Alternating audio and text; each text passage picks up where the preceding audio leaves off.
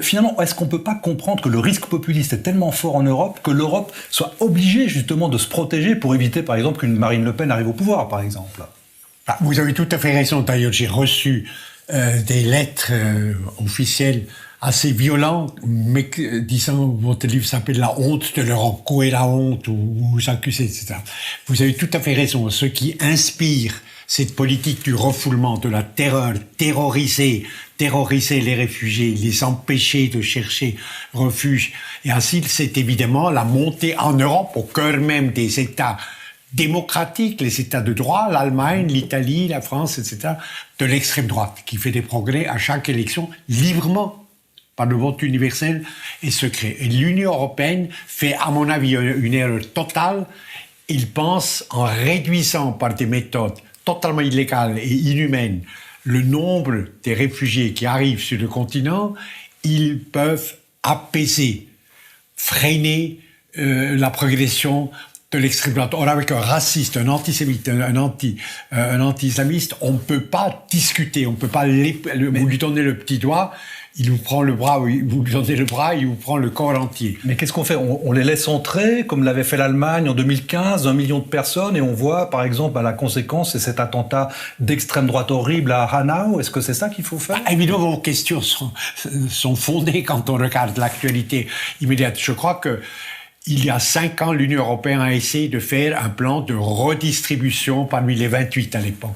Et que chaque État va prendre tant de réfugiés selon sa capacité économique, démographique, etc. Or, les 8 États d'Europe orientale ont refusé et refusent jusqu'à jour pour la chasse à l'homme avec des chiens dressés, à la chasse à l'homme avec des policiers armés, tortionnaires, comme en Hongrie, comme en Bulgarie, comme en Roumanie, contre les réfugiés. Dans mon livre, je cite, je prends un seul exemple, le Premier ministre polonais, qui dit, et la Pologne est un grand pays traditionnel humanitaire, le Premier ministre polonais, en exercice, dit « Nous ne prenons pas de réfugiés parce qu'il s'agit, je cite, de garder la pureté ethnique de la Pologne. » Ça, c'est un vocabulaire nazi.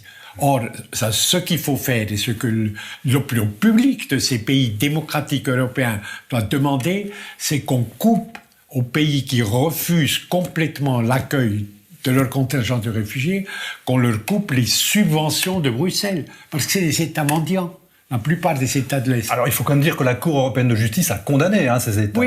Oui, vous avez raison.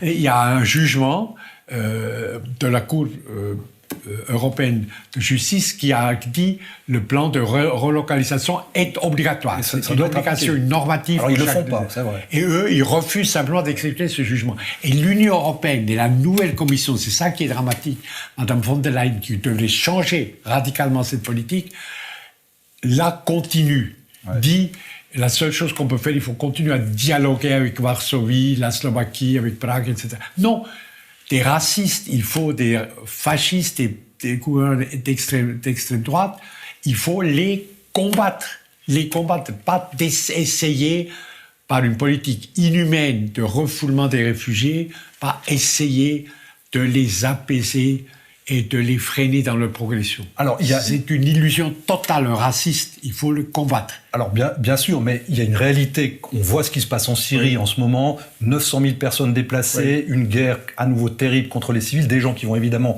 essayer de traverser la frontière turque, pour le moment les Turcs les empêchent, qui risquent aussi peut-être de venir en Europe. Qu'est-ce qu'il faut faire à ce niveau-là? Est-ce que tout le monde se lave les mains un peu de cette situation en Syrie? En Syrie, ce massacre, ce meurtrier de masse qui est Poutine, qui bombarde les quartiers d'habitation, les hôpitaux, les écoles, les marchés, etc., personne ne peut le freiner maintenant. Mais au moins ceux qui fuient les massacres, les 900 000 personnes que vous citez maintenant concrètement, massées à la frontière turque, il faut les laisser entrer en Turquie, laisser passer en Turquie, arriver en Europe et les distribuer et de donner protection, au lieu de liquider le droit d'asile, les distribuer ensuite sur les 27 pays européens. L'Europe a la Suisse aussi, est-ce que la Suisse... Mais bien sûr, 550 millions d'habitants en Europe. Oui. Vous ne voulez pas me dire que quelques dizaines de milliers de plus, on ne peut pas les intégrer, les recevoir. Vous me demandez la question de la Suisse. Il y a actuellement une pétition, je vous rappelle, une pétition d'Amnesty International section suisse, pour que la Suisse accepte immédiatement, mais vraiment demain matin, au moins 200 enfants non accompagnés, qui sont proches du total désespoir, qui souvent sont automutilés, qui souvent tentent de se suicider. Alors, il nous faut une insurrection des consciences. Mais le 17 mai, Jean Ziegler, on vote ici en Suisse sur la libre circulation. Et il y a un risque peut-être quand même que les Suisses disent peut-être non à la libre circulation. Tout ce que vous dites est malheureusement vrai. La Suisse est une vieille démocratie, mais ravagée par des tendances xénophobes. L'Europe a les mouvements que nous avons dit, le Front National en France, l'AfD en Allemagne, etc., qui progressent chaque élection encore plus. Mais il faut une insurrection des consciences. L'horreur de Moria, que nous avons vu dans ce film qui est très impressionnant, se passe en Europe. C'est le plus grand camp d'Européens.